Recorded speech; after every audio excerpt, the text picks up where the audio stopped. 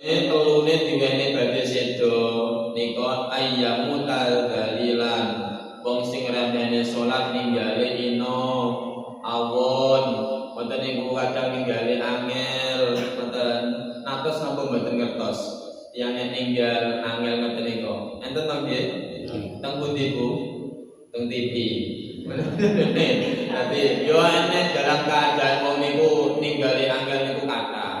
Iku salah satu ngremehne salat. Muga-muga kula panjenengan boten. Allahumma amin. Nomor kali ninggale badhe ninggal luwe ngelak. Jadi luwe ki yo ngelak. Jadi nek badhe sedo ki niku luwe ngelak. Ya Allah, walaupun banyu segara niku diliwati ning tenggorokane ora bakal iso ngilangi ngelake wong sakaratul maut. Sebabnya kok saking ngelake, Pak. Umpamane pangapunten kae apa gemah ego segara sak donya golek duwi iso ngono ya. Wis ana wong badhe sedo terus didisel diparane nang pundi?